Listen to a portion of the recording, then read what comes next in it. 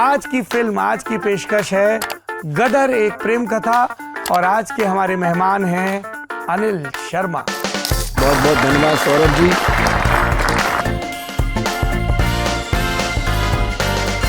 Film तो कश्मीर पर बननी थी, दिलीप कुमार और अमिताभ बच्चन जिसके लिए लगभग हामी भर चुके थे। क्या है कहानी? दिलीप साहब इतने एक्साइटेड थे कश्मीर की कहानी सुन के और वो मेरे सामने परफॉर्मेंस कर करके मुझे दिखा रहे थे। और पहली मीटिंग में ही उन्होंने मुझे हाँ कह दी थी, जो कभी दिलीप साहब के साथ ऐसा होता नहीं था। अच्छा। लव स्टोरी की प्लॉट के लिए मैंने शक्ति जी को बोला और शक्ति जी और हम लोगों में डिस्कशन चलता रहा। जब वो प्लॉट आया मेरे पास तो मेरे बेडरूम में हम लोग बैठे हुए थे और अचानक मैं उठ के खड़ा हो गया और वॉक करने लगा।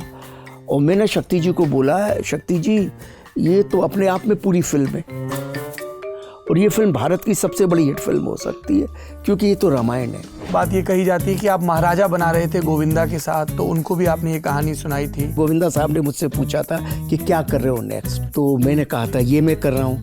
तो गोविंदा साहब को ये लगा कि शायद मैं उनके साथ बनाना चाह रहा हूँ, पर ऐसा उस वक्त मेरे मन में ऐसा कुछ था नहीं। चीची भैया भी बहुत अच्छे रहते इस रोल के लिए, ऐसा नहीं था। चीची भैया हैंडपंप उखाड़ते तो थोड़ा सा। वो ट्रेन वाला सीन है, वो लम्हा मेरी जिंदगी का सबसे मुश्किल लम्हा है और मैंने आंखें बंद कर ली और मैंने कहा ए ईश्वर, मैंने क्या गलती कर दी जिंदगी में। बच्चे की कितनी रिस्क ले ली, सनी की कितनी रिस्क ले ली, ये क्या गधापंती की मैंने। ऐसी बेवकूफ़ी कभी नहीं करनी चाहिए और मैंने कर डाली। सनी सर जब उनको मारने के लिए पब्लिक आती है सर, जब वो हैंड पंप उखाड़ लेते पूरा। मोहब्बत के लिए मैं इस्लाम भी कबूल कर लूँगा। पहला मज़हब इंसान का मोहब्बत है, मुझे कोई इशू नहीं है, लेकिन आप मेरे देश को गाली देंगे तो ये मैं बर्दाश्त नहीं कर सकता। उस वक्त मुझे इतना गुस्सा आ रहा है कि मैं बिल्डिंग ही उखाड़ लूँ। ये तो मेरे अंदर का क्रोध है इतना। तो मुझे कोई चीज़ चाहिए थी जिसको मैं ऐसा खींच के बाहर ले आऊँ। मुझे पता चला कि किसी ने इस फिल्म का जब रिव्यू लिखा तो टाइटल दिया गटर एक प्रेम कथा। जी बिल्कुल सही है। इतनी खराब लगी किसी को ये फिल्म? एक बंदा फोन पे बोल रहा है आपने क्या फिल्म बना दी है, क्या कर दिया है, कैसे कर दिया है, ये हो गया है, वो हो गया। 3000 पब्लिक है, मेरा तो थिएटर तोड़ देगी पब्लिक, मैं कहाँ से सीटें दूंगा उनको। मैंने कहा गदर तो अब शुरू होगा, देखो अब आप आके। फोन रखा और सामने देखा कि एक न्यूज़पेपर, और न्यूज़पेपर में गदर एक प्रेम कथा की जगह गदर कटा हुआ था, गटर एक प्रेम कथा लिखा था। ये पहला रिव्यू पढ़ा था गदर का मैंने, थर्सडे सुबह मॉर्निंग 11 बजे। And rest is history.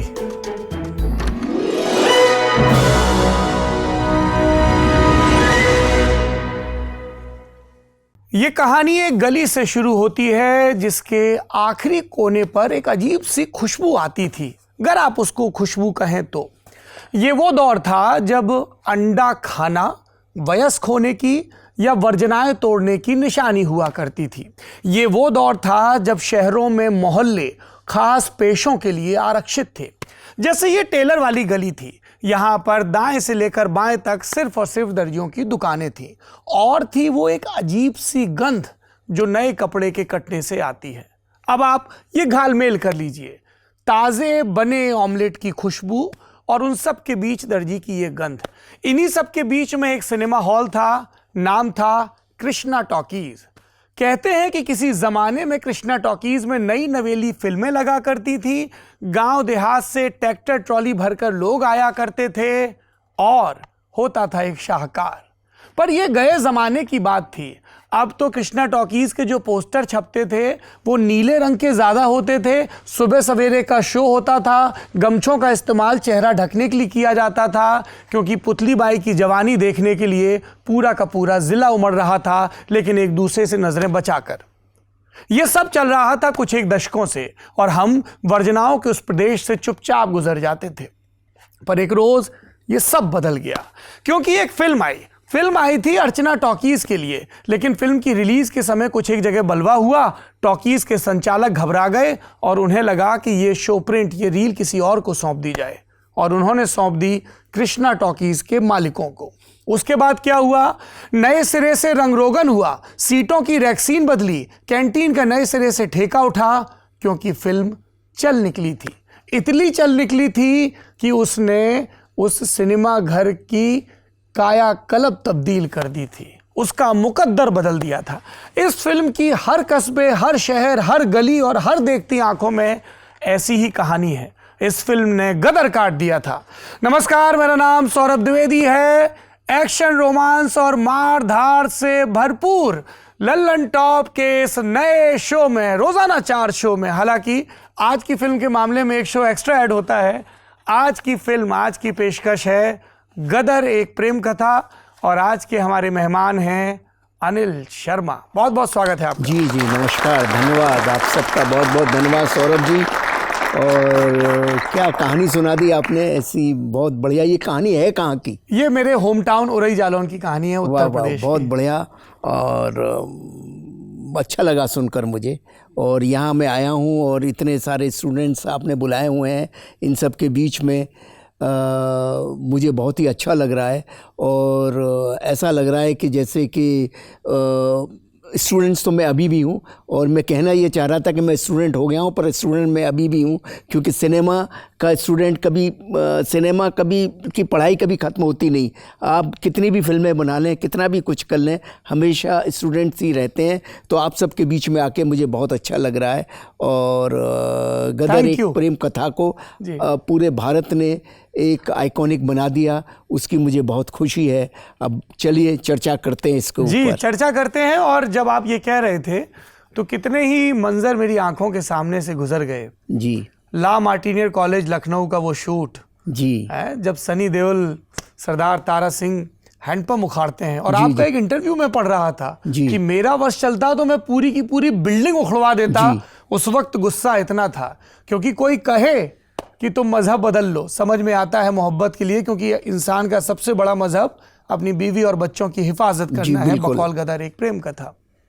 कोई कहे कि कोई मुल्क जिंदाबाद है तो दिक्कत नहीं है, लेकिन कोई हमारे हिंदुस्तान के लिए ऐसी हिमाकत करे, उसको खराब कहे, तो ये बर्दाश्त नहीं होगा। तो वो जो गुस्सा फूटता है, from the most iconic scene, तलवार को हाथ में रोकना उस प्लेटफॉर्म पर है, और उसकी शूट का वो नज़ारा, जब वो बुजुर्ग किनारे बेंच पर रो रहे हैं कट के बाद भी, या ट्रॉली के कितने करीब वो अकबर नाम का इंजन आ गया था। कितने ही किस्से हैं। पर हम चाहते हैं कि सबसे पहले आप दर्शकों को बताएं आपका कमरा, आपकी और इस फिल्म के राइटर शक्तिमान तलवार की वो बातचीत, क्योंकि फिल्म तो कश्मीर पर बननी थी, दिलीप कुमार और अमिताभ बच्चन जिसके लिए लगभग हामी भर चुके थे। क्या है कहानी? हाँ, कथा ऐसी है, बहुत रिसर्च करके आए हैं। आपको यही तो, आपकी बात मुझे बहुत पसंद है sir. Credit goes to my team.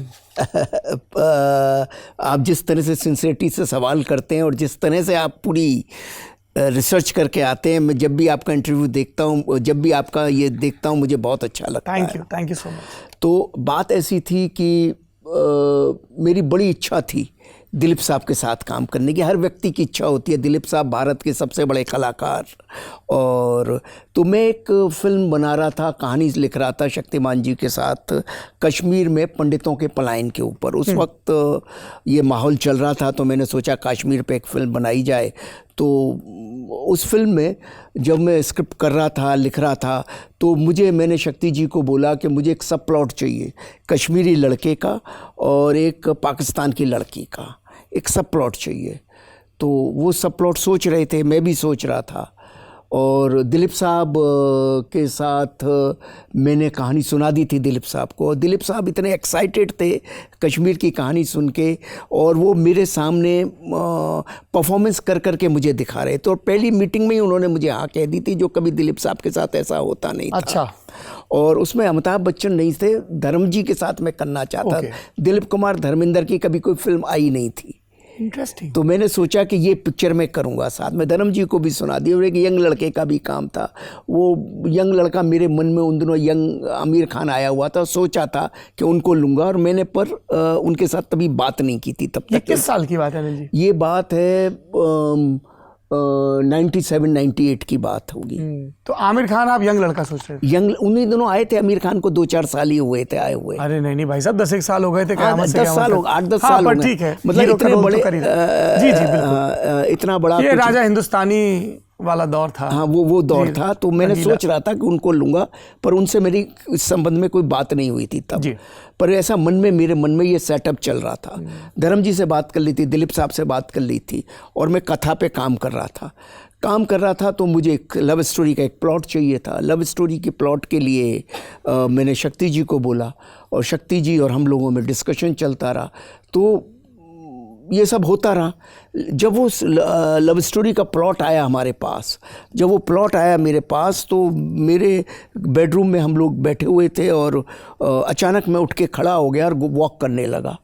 और मैंने शक्ति जी को बोला, शक्ति जी ये तो अपने आप में पूरी फिल्म है और ये फिल्म भारत की सबसे बड़ी हिट फिल्म हो सकती है, क्योंकि ये तो रामायण है। राम सीता लव कुश बोल रहे हैं कि मेरे बच्चे को का अलग रूप है कि लव कुश कह रहे हैं कि मेरी माँ को आप लंका से वापस लाओ, और लंका पाकिस्तान से बेटर कोई हो नहीं सकती आज के परिप्रेक्ष्य में जी। तो मैं ऐसा सोच रहा था, तो मैंने कहा ये तो पूरी फिल्म है, इस फिल्म को बनाना चाहिए। तो कश्मीर की स्क्रिप्ट 80% हो गई थी, एक्टरों से बात हो गई थी, तो ऐसा सब कुछ हो रहा था। तो मैंने कहा नहीं यार, मुझे पिक्चर तो ये शुरू करूँगा, और मन में एक हसरत है दिलीप साहब के साथ काम करने की। मैंने कहा वो बाद में करूँगा, पर वो मेरी ज़िंदगी की सबसे बड़ी ख्वाहिश है जो अधूरी रह गई। आपने फिर दिलीप साहब को कम्युनिकेट कैसे किया? दिलीप साहब के पास में गया और दिलीप साहब को मैंने बोला कि मैंने बोल दिया जो सच था, सब सच बोल दिया कि ऐसे ऐसे है, ये मैं करता हूँ, ये मैं पिक्चर अभी शुरू करना चाहता हूँ।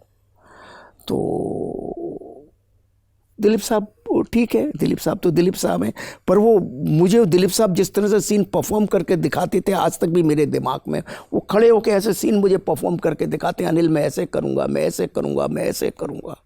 अब उसके बाद ये सब हो गई, घटना घट गई, तो मैंने इस स्क्रिप्ट पे काम कर दिया। तो काम किया तो वो जो फील थी जिस दिन, जो उस क्षण में जो फील आया था कि भारत की सबसे बड़ी हिट फिल्म होगी, उस क्षण में मुझे लगा था, क्योंकि रामायण को मैं दूसरे तरीके से लेके आ रहा था। मैंने कहा तो घर घर में हर आदमी इसको करेगा, and I started with this film. और मैंने जैसे अभी आपसे कहा, सब लोगों से कहा कि वो मेरी लाइफ की ये पिक्चर तो मेरे जीवन में हिट हो गई, लेकिन वो दिलीप साहब से काम करने की हसरत रह गई जीवन में। ये वाली स्क्रिप्ट आपने दिलीप साहब को सुनाई थी, गदर एक प्रेम कथा? नहीं, ये नहीं सुनाई थी। नहीं। आपको नहीं लगा कि अमरीश पुरी वाले रोल में उनको ला सकते हैं? नहीं, ये मैंने कभी सोचा भी नहीं और मैंने सुनाई भी नहीं।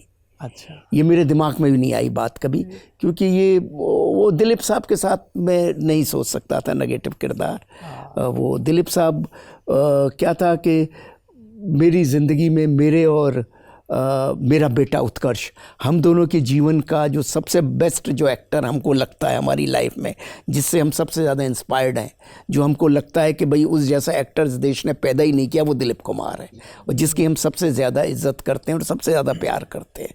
Nothing beyond Dilip Kumar in India. इसकी फिल्म की कास्टिंग को लेकर भी गदर की बहुत कहानियाँ चलती हैं। एक बात ये कही जाती है कि आप महाराजा बना रहे थे गोविंदा के साथ, तो उनको भी आपने ये कहानी सुनाई थी। दूसरा, एक्ट्रेसेस को लेके कहा जाता है कि काजोल आपकी पहली पसंद थी, बजट डेट्स ये सब वर्कआउट नहीं कर पाए क्योंकि आपको अमरीश पुरी भी चाहिए थे और प्रोड्यूसर्स ने कहा था पैसा इतना ही है गले में, देख लो अमरीश पुरी चाहिए कि हीरोइन चाहिए। हाँ, ये बात एकदम राइट है। क्या था कि जब मैं महाराजा कर रहा था गोविंदा साहब के साथ, तो गोविंदा साहब को मैंने कहानी ज़रूर सुनाई थी। गोविंदा साहब ने मुझसे पूछा था कि क्या कर रहे हो नेक्स्ट, तो मैंने कहा था ये मैं कर रहा हूँ। तो गोविंदा साहब को ये लगा कि शायद मैं उनके साथ बनाना चाह रहा हूँ, पर ऐसा उस वक्त मेरे मन में ऐसा कुछ था नहीं। मेरे मन में ये था कि गोविंदा साहब एकदम घबरा गए कि मुझे बोलते अरे और ये तो फिल्म है, इस फिल्म को तो मैं कर नहीं सकता हूँ। तो मैंने कहा तो मैं चुप ही रह गया, मैं अभी क्या बोलूँ उनको। लेकिन चिची भैया भी बहुत अच्छे रहते इस रोल के लिए, ऐसा नहीं था। वो मुझे हमेशा लगता था कि जो कॉमेडी वाला जो किरदार था तारा सिंह का जो कॉलेज में, उसके लिए बहुत ज़्यादा अच्छे रहते चिची भैया। हैंडपंप उखाड़ते तो थोड़ा सा, लेकिन इस फिल्म के लिए एक्टर एक ही था, सनी देओल, जो कर सकते थे और उसके अलावा कोई नहीं कर सकता। घातक और घायल वाला सनी देओल, वही कर सकते थे और वही मेरी पहली चॉइस थी, उसके अलावा कुछ चॉइस थी नहीं। और मैं सनी सर को जब सुनाने गया, ऊटी में थे सनी सर, तो मैं उनको सुनाने गया तो बहुत वो थे, उन कंसर्न थे कि ये तो पीरियड फिल्म बना रहे हो आप, इतनी रियलिस्टिक बनानी पड़ेगी, ये करनी। मैंने कहा सब हो जाएगा सर, आप इतना क्यों घबरा रहे हैं। नहीं बोले आपने हुकूमत, ऐलान जंग, ये सब। मैंने कहा सर वो जैसा सिनेमा था वो बनाया, वो भी बहुत बड़ा हिट सिनेमा, आपके पिताजी के संग हुकूमत जैसी फिल्म कहाँ बनती है कभी कभी, लेकिन वो लार्जर देन लाइफ फिल्म थी, वो वैसे क्रिएट की। ये हुकूमत, ये गदर है तो गदर लार्जर देन लाइफ भी होगी लेकिन बहुत रियलिस्टिक होगी, क्योंकि मेरा मन है बहुत पार्टीशन पर फिल्म बनाने का। जो भारत की सबसे बड़ी त्रासदी है, या 10 लाख से ज़्यादा लोग मारे गए थे, तो वो हिरोशिमा से बड़ी त्रासदी थी पार्टीशन, जो आज के लोगों को मालूम ही नहीं थी, वो 2001 में भी लोगों को नहीं मालूम थी। तो फिर उन्होंने सुनी 10 मिनट कहानी मेरे से सुनी, और 10 मिनट में ही मुझे बोले क्या मैं इन्वॉल्व हो सकता हूँ इसमें। और मैं जानता था ये एक्टर का ये डायलॉग आ गया, कि क्या मैं इन्वॉल्व हो सकता हूँ इस कहानी में, और मेरा कोई सवाल पूछ सकता हूँ। तो मुझे उस समझ आ जाता है कि ये कहानी इन्होंने इनको मन में पसंद आ गई है, क्योंकि यही घटना घटी थी मेरे साथ जब मैं श्रद्धांजलि कर रहा था। जब मैंने पहली फिल्म राखी के साथ बनाई थी, तो राखी ने राखी ने 10 मिनट में मुझसे बोला कि क्या मैं इस कहानी में इन्वॉल्व हो सकती हूँ। यानी कि उनके मन में ये बात सेट हो गई थी। अगर 10 मिनट में एक्टर आपको बोल दे, मैं सब बच्चों को भी बोलना चाहता हूँ कहानी सुनते वक्त कि I want to, can I ask question, can I be involve in the film, तो सोच लो उसने 90% मन बना लिया पिक्चर करने का, नहीं तो वो आपको 15 मिनट में विदा कर देगा। तो मुझे समझ आ गया था, इन्होंने हाँ कर दी। फिर रात को शूटिंग कर रहे थे ऊटी में, किसी की 10 बजे रात को वापस आए, फिर 1-2 बजे तक मेरे साथ वॉक करते रहे और पूरी कहानी का नरेशन करते रहे, ये सब होता रहा। तो ऐसे सनी सर को मैंने किया। और आपका दूसरा प्रश्न बीच में से मैं कहाँ निकल गया? नहीं तो दूसरा प्रश्न, हाँ, जब मैं ये फिल्म बना रहा था तो जी ने मुझसे कहा कि भाई एक पर्टिकुलर बजट था कि भाई ये देखो, ये विलेन का बजट है, ये हीरोइन का बजट है, और हमारे पास इतना ही बजट है। तो हमने बहुत सारे हीरोइनों को अप्रोच करने की कोशिश की थी, लेकिन जैसे अब क्यों अब नाम लेना चाहते? आप सुष्मिता सेन का नाम लेने में क्या दिक्कत है? अरे सुष्मिता सेन का नाम मैं कहाँ ले रहा हूँ? काजोल का नाम लेने में क्या दिक्कत है? अब आप लेते रहिए नाम, पर आप इनकार भी नहीं कर रहे हैं। नहीं, काजोल से बात हुई थी और भी कई लोगों से बात हुई थी, लेकिन कहीं ना कहीं किसी न किसी तरीके से उनके पास या तो डेटें नहीं रही होंगी, या उनको सब्जेक्ट नहीं समझ आया होगा, या उनको मेरे साथ काम नहीं करना होगा। क्योंकि उन दिनों मेरी भी ये फिल्म महाराजा, मेरी तो 6-7 फिल्में लगातार चली थी। पहली फिल्म थी जो 2-3 साल के गैप के बाद मैंने महाराजा बनाई थी, वो उतनी सफल नहीं हो पाई। तो फिल्म इंडस्ट्री में सब सफलता की दुनिया है, यहाँ सफलता के बिना कुछ नहीं होता। आपने क्या किया है पीछे, वो सब गौण है, उसकी कोई वैल्यू नहीं है। आपने आज क्या किया, सिर्फ उसकी वैल्यू है। आज ही का दिन महत्वपूर्ण है। तो महाराजा शायद उतनी नहीं चली थी, तो लोगों को नहीं करना होगा मेरे साथ काम, मैं तो यही बोलता हूँ। तो नहीं करना था उन लोगों को मेरे साथ काम, तो नहीं किया उन्होंने। फिर मैंने सोचा कि अमरीश जी तो मेरे लिए मस्त थे, क्योंकि पाकिस्तान खड़ा करना था तो अमरीश जी के अलावा कुछ हो नहीं सकता था। That रॉबीली आवाज, that गुस्सा, that अहंकार। हाँ, तो मैंने सोचा लड़की कोई नहीं लेता हूँ, हीरोइन कोई नहीं लेता हूँ। तो देन मैंने कुछ 300-400 लड़कियों के फोटोग्राफ्स आए, 15-20 लड़कियों के ऑडिशंस हुए जी। उसमें कहीं अमीषा जी फाइनल हुई, and that's how it's all started. मुझे पता चला कि किसी ने इस फिल्म का जब रिव्यू लिखा तो टाइटल दिया गटर एक प्रेम कथा। जी बिल्कुल सही है। इतनी खराब लगी किसी को ये फिल्म? क्या हुआ था कि थर्सडे की बात थी, या हम लोग अहमदाबाद से आए थे रात को प्रेस करके, सुबह सुबह मैं पहुंचा था। एक बहुत सुंदर सा किस्सा सुनाता हूं आपको जी, पहले शो का, आप सबको सुनाता हूं। तो कोई मैं सुबह 6-7 बजे बॉम्बे से अहमदाबाद से पहुंचा, तो मैं हॉल में आके अपने सोफे पर ही लेट गया और वहीं मेरी आंख लग गई। तो 9:30-10 बजे के करीब एक टेलीफोन की घंटी से, उन दिनों तो मोबाइल होते नहीं थे, बहुत कम होते थे, घर में ही फ़ोन होता था। घंटी बजी तो मेरे वाइफ ने बोला फ़ोन है, मुझे भी ये सुनाई दी, तो उन्होंने उठाया। भुवनेश्वर से कॉल आ रहा था। तो फ़ोन उठाया तो उन्होंने मुझे फ़ोन दिया। तो वो फ़ोन बोले एक बंदा फ़ोन पे बोल रहा है, आपने क्या फिल्म बना दी है, क्या कर दिया है, कैसे कर दिया है, ये हो गया है, वो हो गया, पब्लिक इतनी बाहर खड़ी है, बलवा हो जाएगा, ये हो जाएगा, वो हो जाएगा, ऐसे बोले चला जा रहा है। मैंने कहा कौन बोल रहे हैं? मैं मैनेजर बोल रहा हूँ भुवनेश्वर से। बोले आपकी पिक्चर लगी हुई है गदर। तो मैं सोचा कि कुछ बवाल हो गया थिएटर में, क्या हो गया क्या नहीं हुआ मुझे भी नहीं समझ आया। तो बोले हो क्या गया भाई साहब? बोले अभी इंटरवल हुआ है। और क्या हुआ है?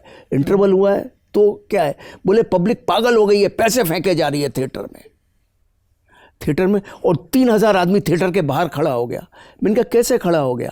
बोले वो पब्लिक को खबर मिल गई, बोले मोबाइल से लोग मैसेज दे देते हैं, ये कर देते हैं, और 3,000 पब्लिक है, मेरा तो थिएटर तोड़ देगी पब्लिक, मैं कहाँ से सीटें दूंगा उनको।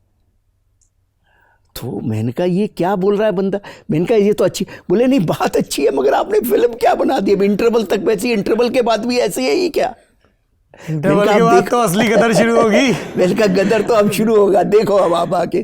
तो बोला सर बहुत ही कमाल हो गया, ये हो गया वो हो गया। और ऐसे मैंने फ़ोन रखा और सामने देखा कि एक न्यूज़पेपर आया था, तो मेरे नौकर ने ऐसे न्यूज़पेपर दिया, वैसे देखा, रिव्यू देखा था, बोले सर इसमें कुछ आया है देख लो। डरते डरते मुझे दिया, वो मैंने न्यूज़पेपर खोला और न्यूज़पेपर में गदर एक प्रेम कथा की जगह गदर कटा हुआ था, गटर एक प्रेम कथा लिखा था। मैंने ऐसे देखा, मैंने ऐसे उठा फेंक दिया। मैंने कहा छोड़ो यार, इन सब का क्या करूं, ये तो किसी का अपना पर्सनल एजेंडा हो सकता है, आदमी क्यों ऐसे लिखेगा। ठीक है, ये पहला रिव्यू पढ़ा था गदर का मैंने, थर्सडे सुबह मॉर्निंग 11 बजे। And rest is history. बाकी तो सब पब्लिक, ईश्वर सबने कर दिया। चलिए अब हमारे साथी और ये जो सिनेमा के विद्यार्थी हैं, जी ये बिल्कुल आपसे पूछिए जिसको जो सवाल पूछना है। सर गदर का गाना बहुत फेमस हुआ, आज भी वो गाना सुनो वो इतना सूदिंग लगता है।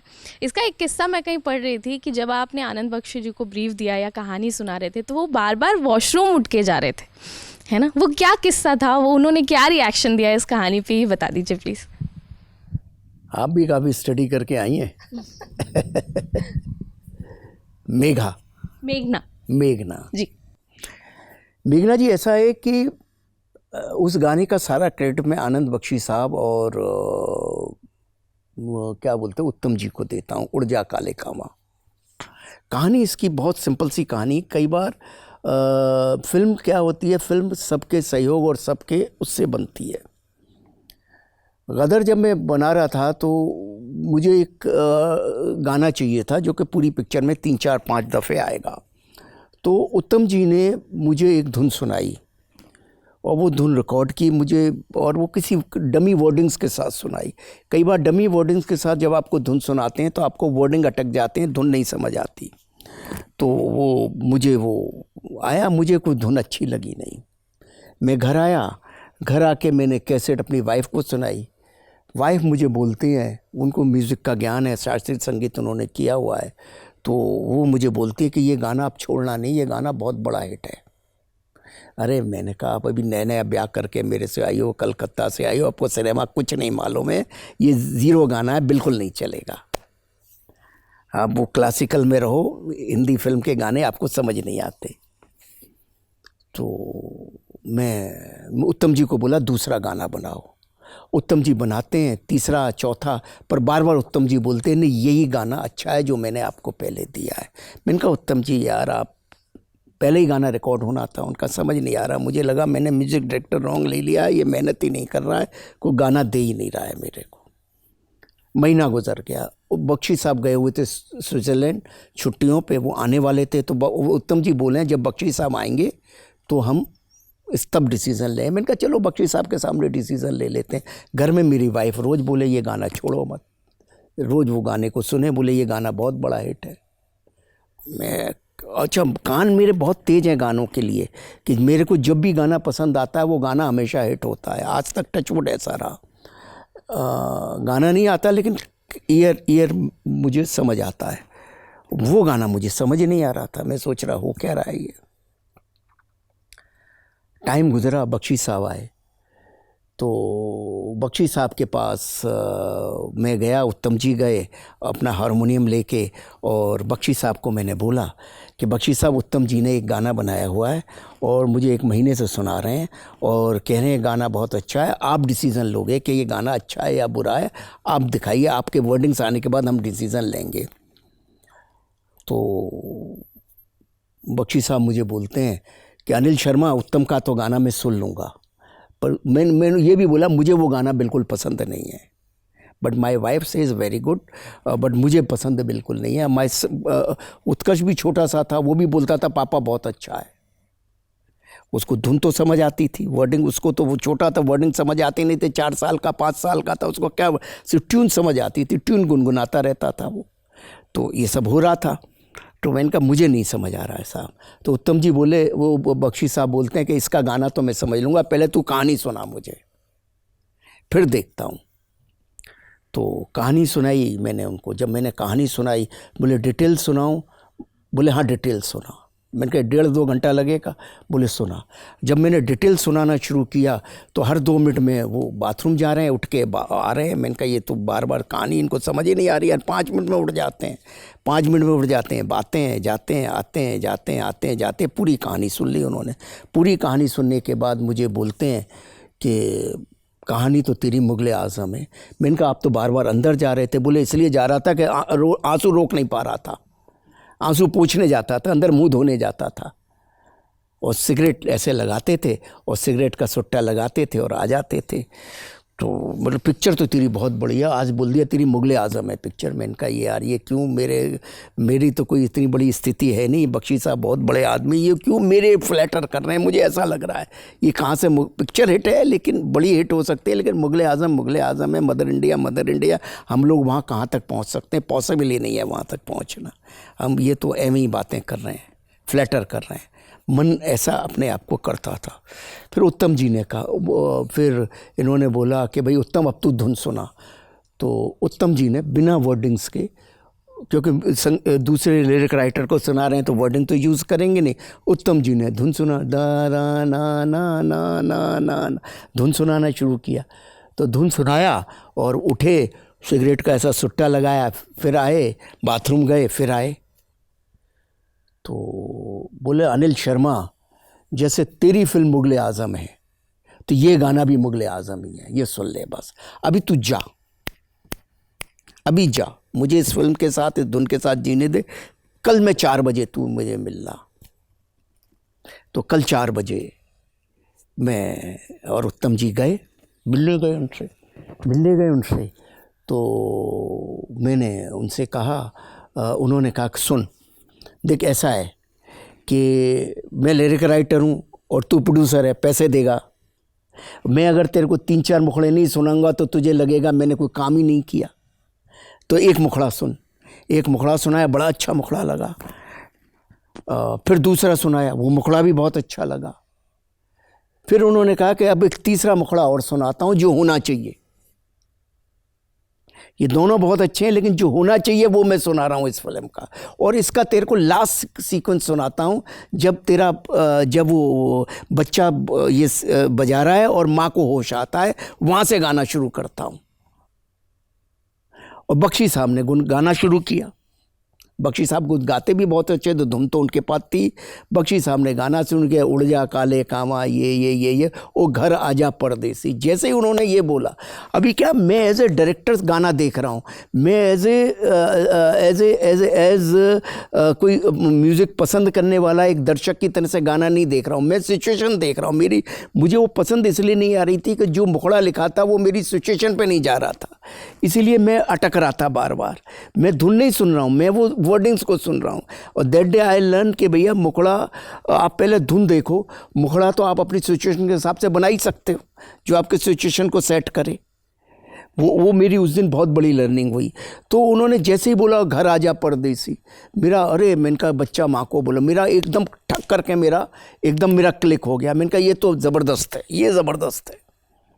और फिर उन्होंने उस गाने के 16 अंतरे लिखे हुए थे, क्योंकि उनको मालूम था कि यही मुखड़ा मैं पसंद करूंगा, इसके अलावा कोई मुखड़ा पसंद नहीं करूंगा। प्रॉब्लम क्या होती है, देखिए सबसे बड़ी हमारी इंडस्ट्री की प्रॉब्लम है कि लिरिक राइटर अपना काम करता है, संगीतकार अपना काम करता है, वो अच्छे से अच्छा काम कर सकता है, समझे ना, बुरे से बुरा काम कर सकता है, लेकिन प्रॉब्लम क्या है कि उसको ओके करने वाला डायरेक्टर है। मैंने आपको मैं उनके पहले मुखड़े को ओके कर देता तो शायद उड़ जा काले कामा गाना कभी आता ही नहीं, दूसरे को कर देता नहीं आता, या जो उस लिरिक राइटर ने जो गाना ओके लिखा था वो कर देता तो कभी नहीं आता। प्रॉब्लम सबसे बड़ी है कि डायरेक्टर की सेंसिबिलिटी, कि वो क्या राइट चीज़ को ओके कर पाता है या नहीं कर पाता। वहाँ आके डायरेक्टर खड़ा हो जाता है, क्योंकि आप तो बहुत अच्छा काम करेंगे, आप भी बहुत अच्छा करेंगे, मैं आपका ख़राब काम ओके कर लिया तो क्या होगा। तो ये पूरा किस्सा घटा। फिर उसके बाद एक और किस्सा घटा, ये गाना हो गया। फिर गाना मुझे बहुत अच्छा लगा। फिर मैंने बख्शी साहब को बोला, बख्शी साहब ये गाना तो बड़ा हिट है, लेकिन फिर भी ये इंजन नहीं है, मुझे एक इंजन दे दो, जैसे आप दे देते हो एक बड़ा हिट गाना दे देते हो। अब बॉबी में आपने गाना दे दिया कि झूठ बोले कौवा काटे, बॉबी में आपने गाना दे दिया कि हम तुम एक कमरे में बंद हो, ये सब इंजन गाने। एक गाना जो कि पूरे भारत में हमेशा चलता रहे, एक गाना दे दो। मेरी एक सिचुएशन है, सनी देओल स्टेज पे गाता है, तो बोले आ तू 2 दिन के बाद आ, मैं देता हूँ। 2 दिन के बाद आए और मुझे बोलते हैं, बख्शी साहब हमेशा भूमिका बना के बात करते थे, ऐसा कि कल सुभाष घई का कोई फंक्शन था, 24 सितंबर उनका कोई फंक्शन होता हर साल, फंक्शन था। उस फंक्शन में मैंने ये गाया तो सबने बहुत तालियां बजाई, अब तू सुन, बहुत कमाल है। तो उन्होंने शुरू किया, मैं निकला गड्डी लेके, एक मोड़ आया, ये आया, वो आया, सुना दिया मेरे को, एक रफ सी धुन में सुना दिया। उत्तम जी बाजा लेके गए, उत्तम जी ने वहीं उसकी धुन बना दी, हो गया। मैं चुप, धुन मुझे बहुत अच्छी लग रही है, मुखड़ा बहुत अच्छा लग रहा है, मैं फिर अटका हुआ अपनी सिचुएशन पे। मैंने कहा कैसे गाएगा स्टेज पे, मुझे तो दिख रहा है ट्रक लेके जा रहा है बंदा और गाना गा रहा है, और ये स्टेज पे कैसे गाएगा। बोले देख अनिल शर्मा, तूने मुझसे कहा था इंजन गाना चाहिए, मैंने इंजन गाना दे दिया, तेरे को चाहिए चाहिए नहीं चाहिए नहीं चाहिए, तू जाने, तेरा काम जाने। अब तू स्टेज पे कैसे लाता है इसको, ये तू जाने, मेरा काम नहीं है। मैंने कहा साला गाना हिट है, गाना हिट तो लग रहा है, स्टेज पे आएगा नहीं।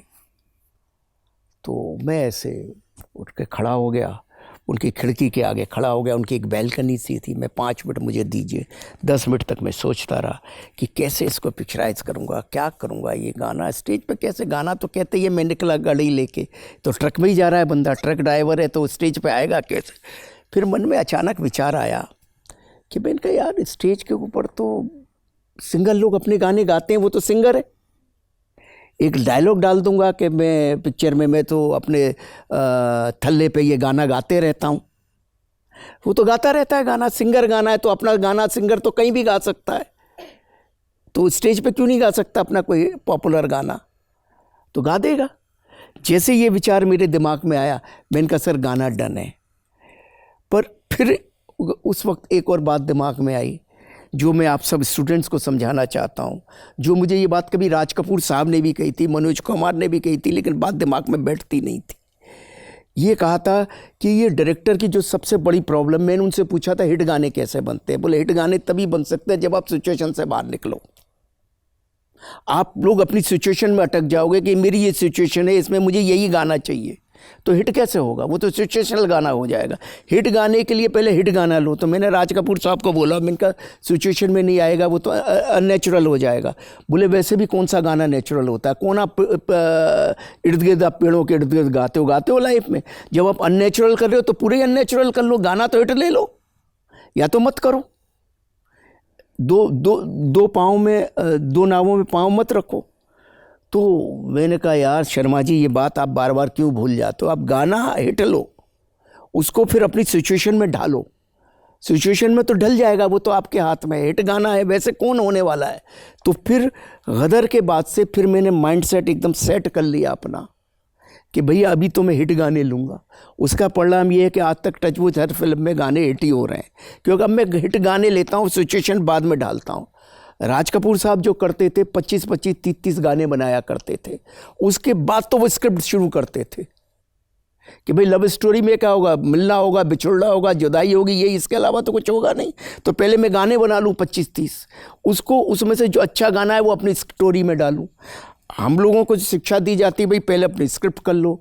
वो अमेरिकन फिल्मों के लिए ठीक है, वहाँ गाने होते नहीं है, लेकिन गाने चाहिए आपको तो पहले अपने गाने बनाओ, फिर जो सब्जेक्ट के मुतालिक गाने बनाओ, उसके बाद आप उसको अपनी फिल्म में डाल दो, स्क्रिप्ट में डाल दो, तो आपके म्यूज़िक हिट हो जाएगा। नहीं तो म्यूज़िक मत लो, नहीं तो म्यूज़िक क्यों ले रहे हो? म्यूज़िक तो वैसे ही झूठा है, कोई गाता तो गाना तो गा नहीं रहा सड़क पे चलते चलते, कोई ऐसे तो गाते जाता नहीं है कोई, तो सिचुएशन बना रहे हो इसलिए आ रहा है गाना। तो ये घटना घटी थी। सर उत्तम जी की बात हुई अभी, तो मैं ये जानना चाहूँगी कि बीच में आपसे नाराज़ हो गए थे उत्तम जी? उत्तम जी आपसे नाराज़ हो गए थे बीच में, वो नाराज़गी दूर हुई वापस, वो जो मिसकम्युनिकेशन हुआ मोहब्बत था? की नाराज़गियाँ कितने दिन चलती हैं?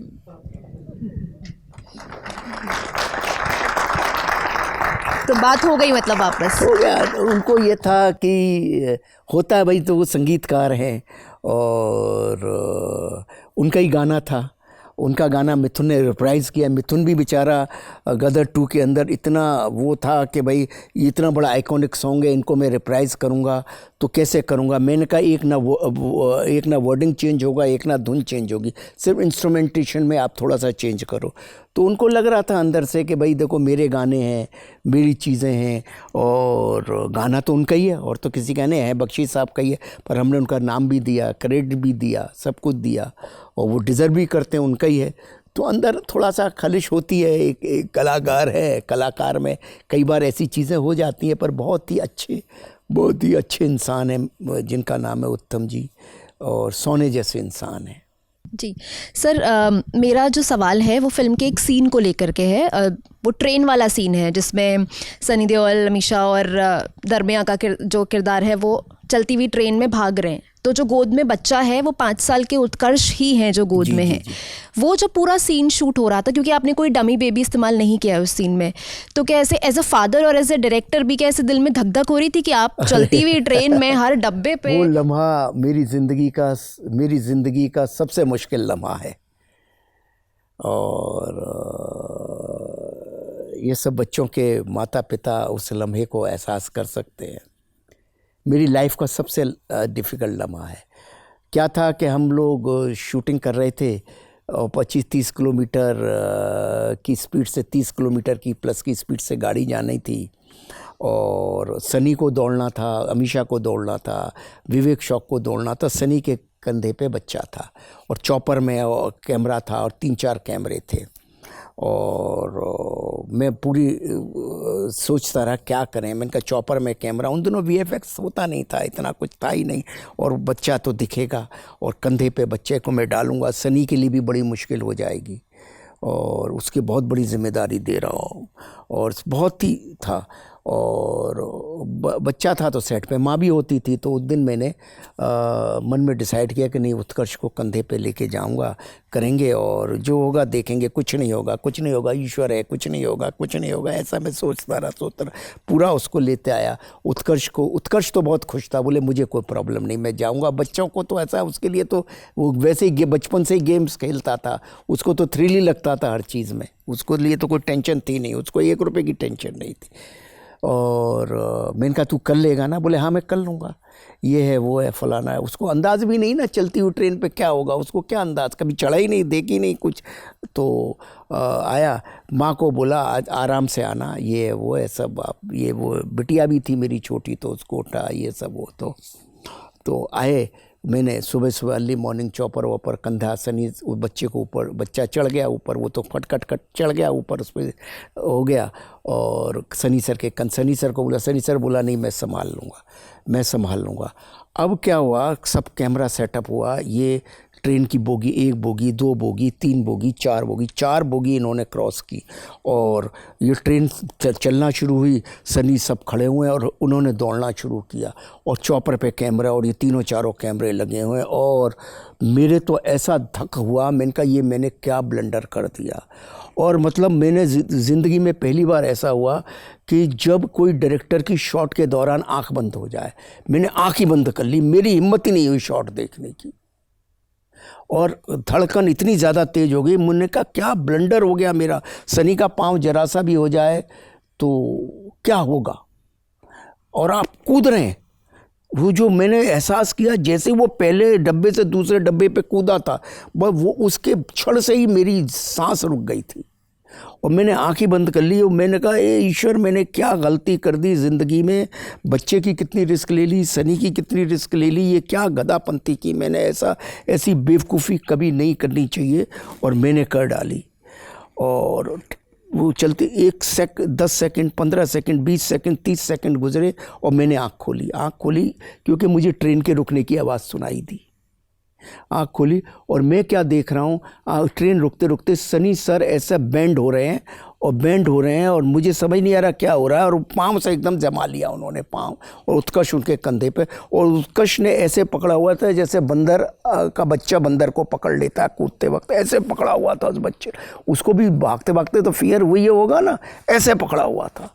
और मेरे को ऐसा सांस आया कि भैया भगवान ने बचा लिया, सब कुछ कर लिया, जब संसार बच गया। उस दिन कुछ भी हो सकता था, एनीथिंग। मगर और सनी साहब ने बाद में मुझे बोला भी कि ऐसा उनको लगा जब ट्रेन रुक रही थी तो इसने पूरी ताकत अपने कर दी। और सनी सर थे तो शायद मैंने हिम्मत भी कर ली देने की, कोई दूसरा होता तो मैं कभी हिम्मत भी नहीं करता था। फिर बाद में मैंने सोचा यार इतना चौपर में ऐसा क्या, डमी बांध देता, थोड़ा कपड़ा ऊपर कर देता, किसको क्या लगता था, कुछ नहीं लगता था। पर हो गया, कैसे हुआ क्या हुआ, भगवान ने बहुत सही कर लिया बस। लेकिन सर जैसे आपने गॉड फैक्टर बोला, ये जो ईश्वर का नाम ले रहे हैं सर, ये फैक्टर होता है जैसे कोई सिनेमा मूवी स्टार्ट करते हैं तो ये जैसे आपने कई लोगों को कास्ट करने का सोचा या कहीं से गाने लेने का सोचा, कहीं और से दिलीप साहब को जैसे सोचा, फिर जो ये जैसे रामायण बनना था तो बन गया, जैसे जो बोलते हैं नहीं है, ये गॉड फैक्टर ये होता है कि नहीं होता है सर? मतलब मेरा ये कहना था। और जैसे कोई फिल्म जैसे आपने बीच में बंद कर दियो, आपको समझ में आ जाता है ना कि ये अब नहीं आगे बढ़ना चाहिए, तो ये फिल्म तो सर गॉड फैक्टर से बनी है सर, क्योंकि ये है वाकई में रामायण। प्रश्न क्या है तुम्हारा? वाकई में सर ये रामायण है, ये गॉड फैक्टर आप भी विश्वास करते हैं सर ना? ऐसा है, आप जिंदा हो? जी सर। है, आपके आँख है, नाक है, कान है, मुंह है, सब है, समझे? यहाँ सबके है ना ये? जी सर। सबकी अलग है ना, सबकी अलग है ना, तो ये किससे है? 600 करोड़ आदमियों के चेहरे अलग हैं, 600 करोड़ आदमियों के फिंगरप्रिंट्स अलग हैं, 600 करोड़ आदमियों के रेटिना अलग हैं, सबके शरीर का तंत्र चल रहा है। चांद, तारे, आसमान, संसार, पृथ्वी अपनी धुरी पे घूम रही है। कैसे, कौन घुमा रहा है इनको? कोई फैक्टर तो है, कैसे घूम रहा है? आप कुछ सोचते हैं, कुछ नहीं होता, कुछ नहीं सोचते हैं, वो हो जाता है, कैसे होता है? आप जिस घर में पैदा हुए वो आपके बस में था उस घर में पैदा होना, आपका जो नाम है आपके बस में था वो नाम होना, नहीं है ना? आप स्त्री होते, पुरुष होते, ये आपके बस में है, नहीं है? तो कोई फैक्टर तो है सर, कुछ तो है, तो इसलिए गॉड फैक्टर है, और गॉड फैक्टर की वजह से सारी चीज़ें होती हैं। मैं तो इसमें बिलीव करता हूँ। कॉमेडियन जो कपिल शर्मा है, उन्होंने अपने शो में एक किस्सा सुनाया था गदर का, कि एक क्राउड सीन हो रहा था, वो अमृतसर में थे उस समय, तो वो भी उसका हिस्सा थे। तो एक्शन डायरेक्टर जो थे टीनू वर्मा, वो कैमरा पे थे उस टाइम पे, और उन्होंने देखा कि कपिल बार बार कंटिन्यूटी ब्रेक कर रहे हैं, तो उन्होंने कपिल को बुलाया और एक कस के थप्पड़ मारा और 2-4 गालियाँ दी और भगा दिया सेट से। आप तक ये किस्सा पहुँचा कभी? हाँ, मुझे कपिल ने खुद बोला ये किस्सा, मैं तो नहीं जानता था वो थे। यानी मुझे बार बार बोलते हैं जहाँ अमीश आप अमरीश जी चढ़े उसके बगल में क्राउड में मैं था। होंगे क्राउड में इतने सारे लोग हैं, पता नहीं लगता। क्या था, अमृतसर में जब हम शूटिंग कर रहे थे तो क्राउड चाहिए था बहुत सारा, तो जी वालों ने अपने उस पर डाल दिया कि भाई यहाँ सनी देओल आ रहे हैं, शूटिंग है, और सब कुर्ते पजामे में आए। तो 4 लाख आदमी स्टेशन पे आ गए और ऐसा आलम हो गया कि सारी ट्रेनें उस दिन अमृतसर स्टेशन से कोई ट्रेन नहीं चल पाई। लोगों ने पथराव किया, ये किया वो किया, पूरी रात हम खड़े रहे, एक शॉट नहीं हो पाया। और दूसरे दिन जाके हमारी ये शूटिंग हुई, और ये दूसरे दिन का किस्सा है जिसमें कि ये जो बोलते हैं हमेशा।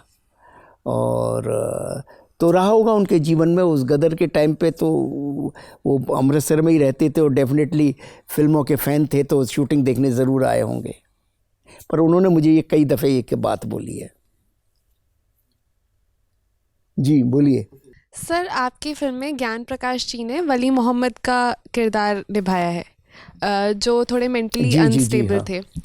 तो उनके मैं हमेशा ये सोचती हूँ कि उनका किरदार मतलब बाकी सबके किरदार से काफ़ी हटके है, तो उनके किरदार के पीछे कोई कॉन्टेक्स्ट या कोई स्टोरी रही थी क्या? मतलब मेरे को हमेशा मतलब मैं अपने पर्सनल उसके लिए स्टोरी बनाती हूँ कि शायद पार्टीशन की वजह से वो इतने ट्रॉमेटाइज्ड है कि उनके साथ ऐसा हुआ। तो क्या आपके दिमाग में उस तरह की कोई स्टोरी थी उनके किरदार के पीछे? क्या था कि जब आप फिल्म बनाते हैं तो फिल्म बनाते वक्त आपको कई बातें हैं ऐसी हैं जो बैलेंस करनी पड़ती हैं। हमको ये बात कहनी थी फिल्म में कई दफ़े कि भाई पार्टीशन नहीं होगा, हिंदुस्तान पाकिस्तान, हिंदू मुसलमान, और हमको लास्ट का ये सीन कहना था कि दुनिया सिर्फ मोहब्बत से चलती है। तो एक ऐसा एक किरदार हमको चाहिए था जो हमारी ये बातें कह सके।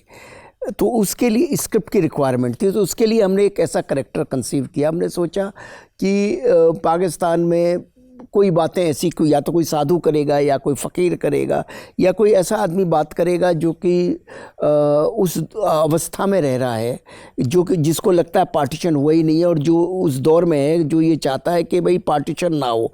तो 47 से पहले ऐसे भी तो लोग होंगे जो नहीं चाहते थे पार्टीशन ना हो, जिनको लगता हो पार्टीशन होना राइट नहीं है। हमारे मन में हमेशा से आज तक है कि ये पार्टीशन ना होता हिंदुस्तान पाकिस्तान का, तो भारत के लिए बहुत ज़्यादा बेटर होता, लोगों के लिए बहुत बेटर होता। अरबों खरबों रुपया जो हमारा सेना में खर्च हो रहा है, पाकिस्तान का भी हमारा भी, वो शायद लोगों के भले के लिए यूज़ होता अगर वो पार्टीशन नहीं हुआ होता तो वो बात को हमें कहनी थी। तो इसके लिए हमने वो किरदार क्रिएट किया और एक सोचा गया कि कैसे आएगा ये किरदार।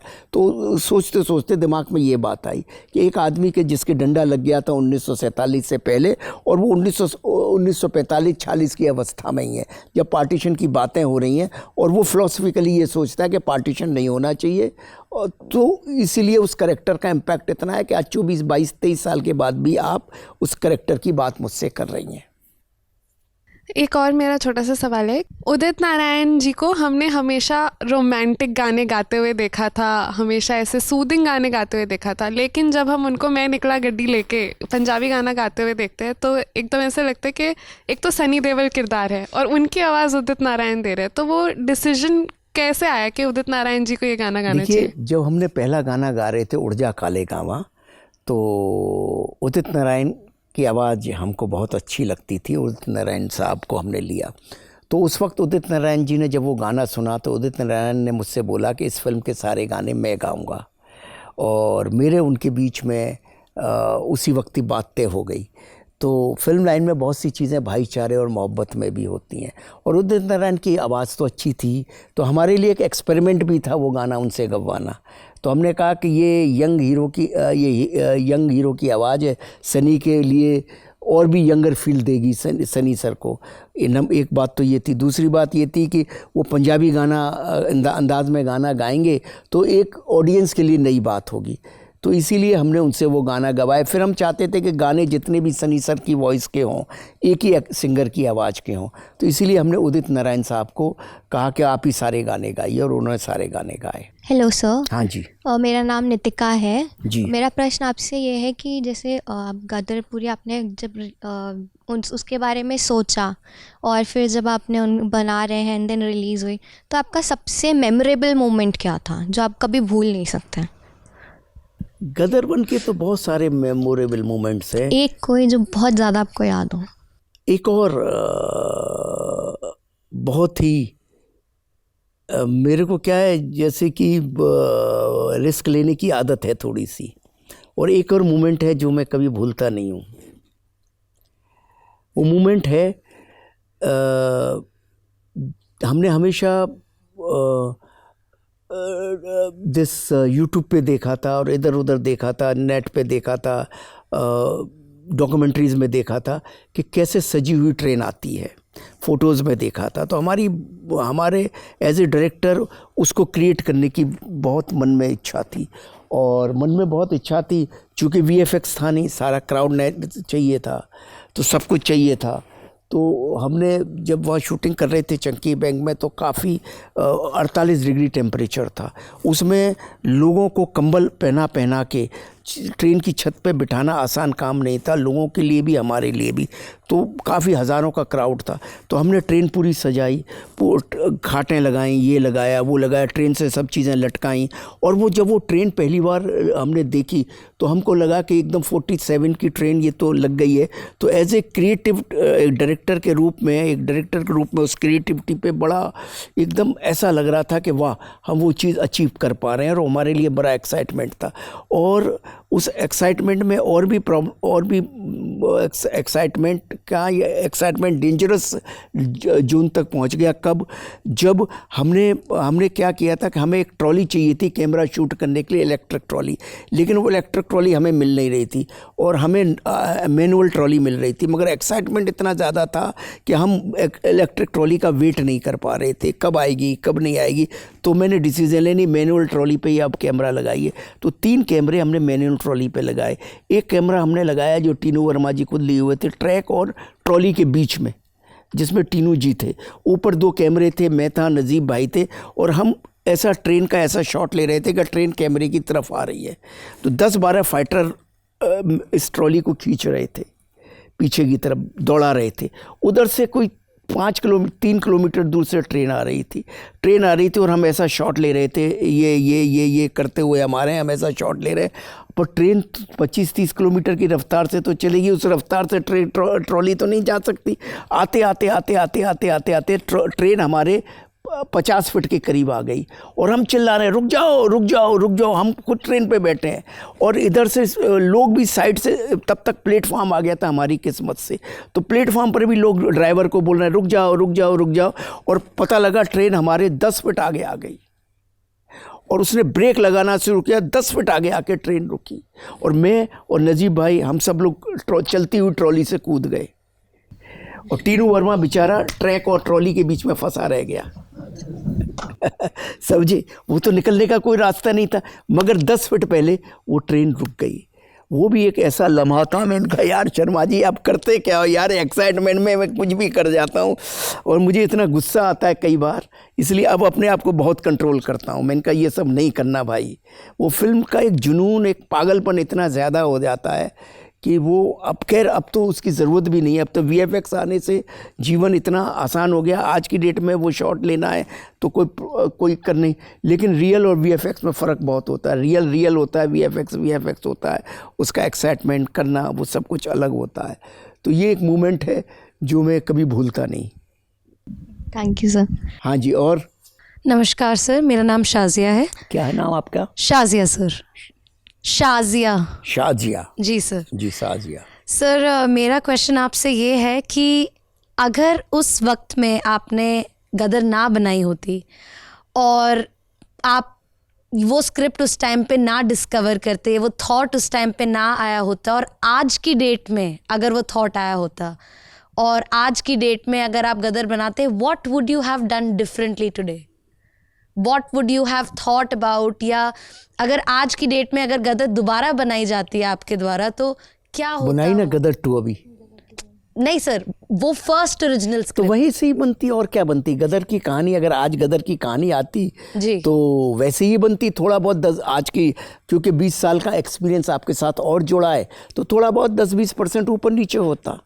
आज कहानी डेवलप होती तो 20-25 साल का आपका लाइफ का एक्सपीरियंस और जोड़ा है तो उसके साथ थोड़ा बहुत और कुछ बेटर हो जाती है और कुछ ख़राब हो जाती है, इतना ही होता बस। सर डू यू थिंक वो जो VFX का इफेक्ट था और जो ट्रेन वाली VFX के इफेक्ट से सब इतना ही होता ना कि पिक्चराइजेशन अलग तरह से होता उसका जी। हमको पिक्चराइजेशन के लिए इतनी जद्दोजहद, मुझे वो 50,000 आदमी जब मैंने फिरोजपुर में जुटाए थे, वो 50,000 आदमी मुझे जुटाने नहीं पड़ते। मेरी जद्दोजहद थोड़ी कम हो जाती, मेरी परेशानियां कम हो जाती और मैं थोड़ा मोर स्मूथ तरीके। जब मेरे को स्टोन वाला सीन में करता था, मुझे 4-5 हज़ार आदमी होते थे, रोज़ सुबह जाता था, आदमी मिलते ही नहीं थे। और जब आदमी मिले तो हमने उनके हाथों में डमी पत्थर दिए, हज़ारों डमी पत्थर दिए। थोड़ी देर में डमी पत्थर ख़त्म हो गए, उन्होंने रियल पत्थर उठा के फेंकना शुरू कर दिया। तो ये सब चीज़ें नहीं होती तो लाइफ थोड़ी आसान होती, लेकिन उसका रिजल्ट इतना अच्छा आता नहीं आता मैं नहीं कह सकता, क्योंकि वो रियल है और आर्टिफिशियल है। मैं तो आज भी, जैसे मैं अभी वनवास कर रहा हूँ, मुझे अभी पूरी शूटिंग कर यहाँ की मैंने बनारस में, तो पूरा मैंने घाटों पे शूटिंग की, नाना पाटेकर उत्कर्ष के साथ पूरा रियल शूटिंग की, हज़ारों के क्राउड के साथ। तो मैं वो प्रेफर करता हूँ कि भाई रियल जितनी कर सकें, मैं ही नहीं, इवन हॉलीवुड में भी प्रेफर लोग करते हैं कि जितना हम रियल शूट कर सकें।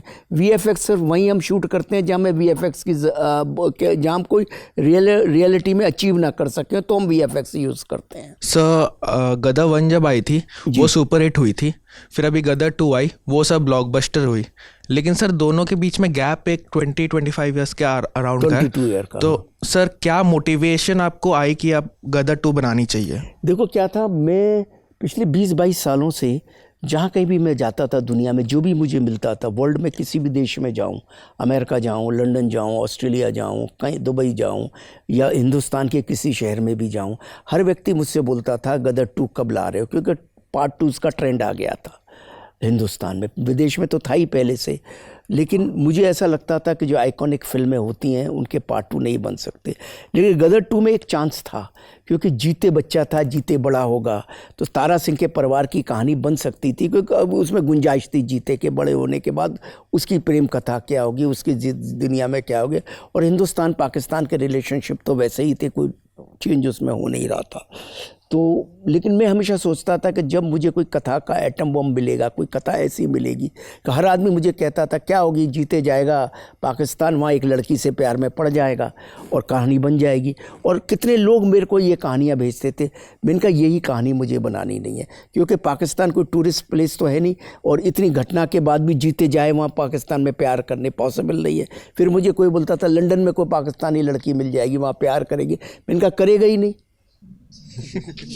इसलिए नहीं करेगा कि उसको बचपन का मालूम है कि क्या उसके साथ घटा है। वो कोई चांस ही नहीं लेगा पाकिस्तान जाने का। पाकिस्तान जाएगा तो क्यों जाएगा, वो बात नहीं समझ आती थी। फिर जिस दिन वो कहानी आई और वो बात समझ आई कि तारा इनको लगा कि तारा सिंह ही पाकिस्तान में कैद है, तो बेटा रुकेगा नहीं। अगर पिता कैद है तो बेटा तो जाएगा ही जाएगा, उसका रीज़न बन गया। और वहाँ पता लगा पिता नहीं है, तो पिता हिंदुस्तान में, तो पिता फिर बेटे को लेने जाएगा ही जाएगा। जब तक ये बात नहीं आएगी तब तक गदर 2 नहीं बन सकती। तो जिस दिन ये बात इतनी सी है, लेकिन क्या होता है ना, हमारे हाथ में कुछ नहीं होता। जो गॉड फैक्टर की बात की, ईश्वर ही है। ईश्वर ने जिस दिन आमद दे दी, इतनी सी बात थी। ये बात तो 10-5 साल पहले भी आ सकती थी। लोग कहेंगे इस बात में क्या, ये तो बहुत नेचुरल सी बात है, पर आती नहीं है। हज़ारों लोगों ने मुझे कहानियाँ भेजी, हज़ारों फैंस ने कहानियाँ भेजी, गदर 2 ऐसे बनाओ, गदर 2 ऐसे बनाओ, लेकिन किसी ने ये कहानी तो थॉट तो भेजा नहीं। ये तो जिस दिन आना है उस दिन आएगा। तो 20 साल लग गए इस थॉट को आने में, तो 20 साल बाद बनी। 18 साल पहले आ जाती, 18 साल बन जाती। शायद उसका रीज़न है कि ईश्वर चाहता था कि उत्कर्ष ही उस पिक्चर में बड़ा काम करे। अगर 15 साल पहले आता थॉट तो उत्कर्ष नहीं होता उसमें। ये शायद दुनिया की पहली फिल्म है जिसमें गदर 2, जिसमें जिसने बच्चा किया है उसी ने बड़ा किया। आज तक ऐसी दुनिया में कोई फिल्म नहीं बनी सिवाय वेब शोज़ को छोड़ के, जैसे गेम्स ऑफ थ्रोन वगैरह है उसमें, क्योंकि वो करते करते 10 साल तक शूटिंग होती रही, तो उनमें हो गया। बाकी नहीं तो फिल्मों में कहाँ होता है। फिल्मों में तो बचपन कोई और करता है, बड़ा कोई और करता है। तो शायद इसीलिए 20 साल के बाद ईश्वर ने ये थॉट दिया, उससे पहले नहीं दिया। Good afternoon, sir. My name is Arav Devan, and I just wanted to know, when did you decide that you wanted to be a director, and also who was your inspiration when you were younger? बहुत लंबी कहानी है। मैं मथुरा में रहने वाला था, मथुरा का रहने वाला हूँ यही। बचपन से ही मुझे फिल्मों का शौक़ था। मुंबई आया, मेरे पापा मुंबई आ गए उनको, तो मैं भी बॉम्बे आ गया। बॉम्बे में मैं पढ़ रहा था, फिल्में देखता था, करता था, और मुझे फिल्मों में जाना था।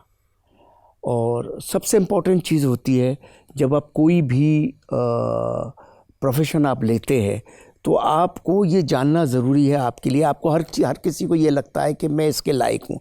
आपको अपने बारे में सही धारणा धारित करना बहुत ज़रूरी है कि आप डायरेक्टर बनने लायक हैं, आप एक्टर बनने लायक हैं, आप राइटर बनने लायक हैं। तो चूँकि जब आप यंग होते हैं तो आपको हर किसी को लगता है मुझे एक्टर बनना है। मुझे भी लगता था मुझे एक्टर बनना है। शक्ल देखता था चेहरे में तो मुझे लगता था शक्ल सूरत भी ठीक है, एक्टर तो मैं बन सकता हूँ, एक्टर बनने में कोई प्रॉब्लम नहीं है।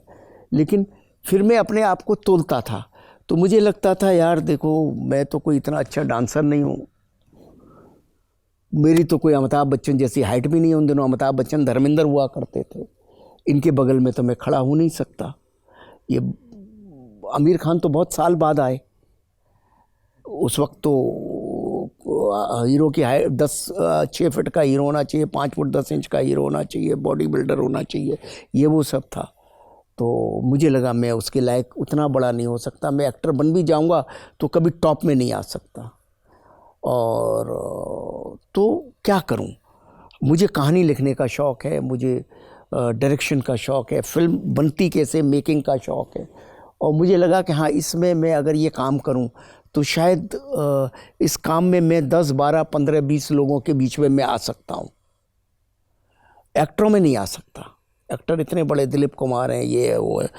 मैंने अपने बारे में ये निर्धारण किया, मैंने अपने बारे में ये राय जानी और अपने आप का अपना अवलोकन किया, सोचा अपने बारे में मैं किस लायक हूँ।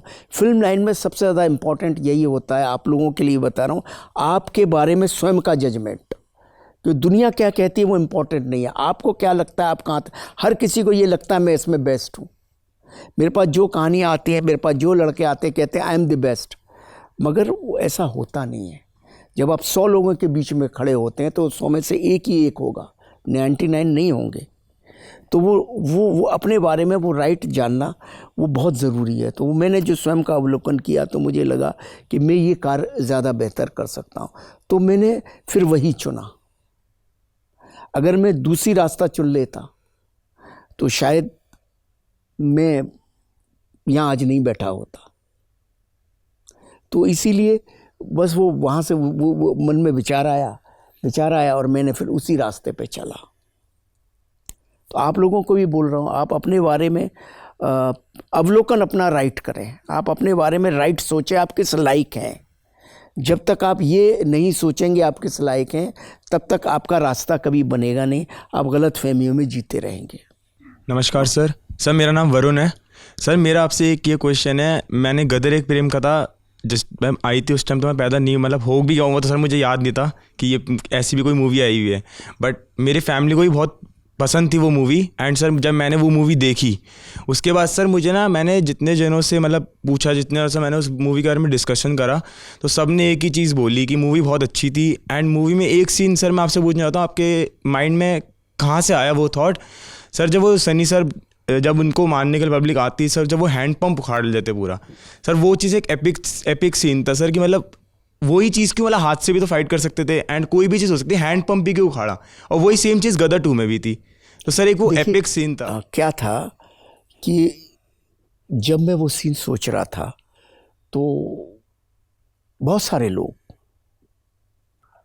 सारे लोग इंक्लूडिंग माई राइटर और इंक्लूडिंग जी के प्रोड्यूसर और बहुत सारे लोगों को इंक्लूडिंग सनी सर भी थोड़े से वो थे कि यार ये ऐसे कैसे होगा, कैसे, ये तो लॉजिकल है। बिल्कुल लॉजिकल नहीं है। बहुत सारे लोग उसके लॉजिक के, और हमारी शूटिंग 2-3 घंटे तक रुकी भी रही कि ये चीज़ नहीं होगी, ये कैसे हो सकती है। मैंने कहा नहीं ये होगा। मैंने कहा देखिए सर, मेरा मन कह रहा है कि मैं तो इस बिल्डिंग को ही उखाड़ दूँ। मैं ये कह रहा हूँ कि भाई मोहब्बत के लिए मैं पाकिस्तान को जिंदाबाद कहने को रेडी हूँ, मुझे कोई एतराज़ नहीं। मेरा देश मुर्दाबाद, मेरा देश भी जिंदाबाद है, आपका देश भी जिंदाबाद रहे, मुझे कोई तकलीफ़ नहीं है। मोहब्बत के लिए मैं इस्लाम भी कबूल कर लूँगा कि पहला मज़हब इंसान का मोहब्बत है, मुझे कोई इशू नहीं है। लेकिन आप मेरे देश को गाली देंगे तो ये मैं बर्दाश्त नहीं कर सकता। उस वक्त मुझे इतना गुस्सा आ रहा है कि मैं बिल्डिंग ही उखाड़ लूँ। ये तो मेरे अंदर का क्रोध है इतना। तो मुझे कोई चीज़ चाहिए थी जिसको मैं ऐसे खींच के बाहर ले आऊँ। ऐसा कुछ चाहिए था। तो मैंने कहा ऐसा पेड़ तो नहीं कर सकता, पेड़ तो हाथ में भी नहीं आएगा, फव्वारा भी नहीं कर सकता, तो क्या होगा। तो उस वक्त दिमाग में आया कि हैंडपम्प तो जगह जगह लगे रहते थे, तो हैंडपम्प उखाड़ सकता है। और बात क्या थी कि मैंने कहा, सब लोगों को बोलता था, एग्जाम्पल दिया मैंने जब सबको डिस्कशन कर रहा था। मैंने कहा रामायण में क्या था, हनुमान जी जब संजीवनी बूटी लेने जा रहे थे तो हनुमान जी तो नहीं है तारा सिंह, हनुमान जी तो बहुत बड़े हैं, लेकिन हनुमान जी ने कैसे जब नहीं मिला तो एक झटके से पहाड़ उखाड़ लिया ना, क्योंकि लक्ष्मण को बचाना था। तो वो तो हनुमान जी थे, पहाड़ उखाड़ सकते थे। तारा सिंह ये तो कर ही सकता। क्रोध, अंदर का क्रोध इतना ज़्यादा है। कई बार हमारा अंदर का क्रोध इतना ज़्यादा होता है, क्योंकि वो आपको भी कई बार बचपन में क्रोध आता होगा, अभी भी क्रोध आता होगा, आपको लगता है कि मैं साला संसार को तोड़ दूं, आता है ना फील आता, आप तोड़ नहीं पाते हो। लेकिन तो वो इमोशन था, वो इमोशन की वजह से मैं कन्विंस था, और वो मेरा कन्विक्शन पूरे भारत का नहीं, पूरे विश्व का कन्विक्शन बन गया। That is the reason. हाँ जी बोलिए, एंकर बनना है आपको। सर आपकी फिल्म में काम कर चुकी हूँ मैं। मेरी फिल्म में सिंह साहब द ग्रेट, क्या काम किया था? प्रकाश राज की बेटी। अच्छा, Sanyukta Jain. Okay okay. Dream world productions. हाँ, हर्ष दवे। तो इंदौर से हो तुम? Yes sir. हाँ। तो अभी तुम यहाँ पढ़ रही हो? Yes sir. ओके ओके, याद आ आपकी गया फिल्म मुझे। से इंस्पिरेशन मिली कि अब काम इसी में करना है तो यहीं आ जाए फिर। चलो बहुत बढ़िया है। Yes sir. कैसे हैं आपकी मम्मी वगैरह, सब ठीक? जी सर, सब बढ़िया है। हाँ जी बोलिए। मेरा सवाल ये था कि आपने गदर मूवी बनाई जी, तो आज की डेट में जब इतने सारे इन्वेंशंस हो गए हैं, इतनी सारी टेक्नोलॉजीज आ गई हैं, तो आपको क्या लगता है कि तब की गदर मूवी और अब की गदर मूवी में क्या डिफरेंस हो सकता था? इस प्रश्न का तो उत्तर मैं दे चुका हूँ। कि आपको उसमें क्या लगता है, आप क्या इम्प्रोवाइज कर सकते थे? देखिए, इम्प्रोवाइजेशन आज के एक्सपीरियंस का, मैं टेक्नोलॉजी वाइज तो ठीक है, आप पहले से सुपीरियर हो सकते थे, ईज़ हो सकते थे, आसान हो सकते थे। एक्सपीरियंस वाइज आप कुछ, क्योंकि 20 साल का अनुभव आदमी का बहुत ज़्यादा होता है, वो आपको कुछ ना कुछ और सिखा देता है, उसकी वजह से आप थोड़ा सा और उसको बेटर कर सकते थे और थोड़ा सा वर्स्ट कर सकते थे, यही हो सकता था। एक चीज़ को आप एक साथ दोबारा नहीं बना सकते, या तो उसको आप ख़राब करेंगे या उसको बेटर करेंगे, सेम नहीं हो सकता। हेलो सर, मेरा नाम ओम तिवारी है। मेरा क्वेश्चन ये था आपसे कि जब आप गदर फिल्म की स्क्रिप्ट राइटिंग या फिर शूट कर रहे थे, तब आपको ऐसा कोई डर था कि यार आप ऐसे एक देश को ले रहे जिससे इंडिया की आज तक अभी बनी नहीं है, कि सामने से कॉल आ जाएगा या कुछ भी, ऐसा कोई डर था मन में कि पाकिस्तान के खिलाफ आपने वहाँ पे नल भी उठवाया? भारत के लिए फिल्म बना रहे हैं तो भारत की फिल्म बनाएंगे, वो पाकिस्तान के लिए फिल्म बनाएंगे तो उनकी यहाँ भी ऐसी बनती रहती हैं। और आपको हैरानी होगी कि पाकिस्तान की जो सबसे बड़ी हिट फिल्म है वो गदर ही है। पाकिस्तान में सबसे ज़्यादा जो फिल्म चली है वो गदर ही चली है। सबसे ज़्यादा जो पाकिस्तान को फिल्म पसंद है वो गदर ही है, समझे ना। और ऐसा क्या था उस फिल्म में, हमने तो कुछ उनकी बुराई नहीं की, हमने तो ये कहा आपका देश जिंदाबाद रहे, पाकिस्तान जिंदाबाद रहे, हमें कोई इससे एतराज़ नहीं है। पाकिस्तान की लड़की ले आए, नल उखाड़ दिया वहाँ पे। भारत, लड़की तो लड़की है, किसी भी देश की लड़की हो सकती है। पाकिस्तान से क्या भारत में ब्याह नहीं होते लड़कियों वहाँ के? के पुलिस वाले भी मारे सर ने, सनी सर हाँ, ने। तो पुलिस वाले तो उनकी फिल्म होगी तो यहाँ के भी पुलिस वाले तो भारत के भी मरते हैं भारत की फिल्मों में, पाकिस्तान के पुलिस वाले मरते हैं पाकिस्तान की फिल्मों में। पाकिस्तान फिल्म बनाते तो अपने पुलिस वालों को नहीं मारते पीटते। इसमें हमने ऐसा कुछ नहीं किया, हमने बल्कि बहुत ही ऐसी फिल्म बनाई जिसमें कि हमने ये कहा कि गदर के माहौल में भी प्रेम के फूल खिल सकते हैं। हमने तो ये कहने की कोशिश की है गदर में, तो ऐसा कुछ नहीं है। सर, जब आप गदर 1 बन गई, हिस्ट्री क्रिएट हो गई, उसके बाद जब आप गदर 2 बना रहे थे तो क्या आप गदर 1 का सक्सेस का थोड़ा सा भी उसमें प्रेशर था? और जब आपने सनी सर को बताया कि आप फिर से गदर 2 बना रहे हैं तो उनका क्या रिएक्शन था?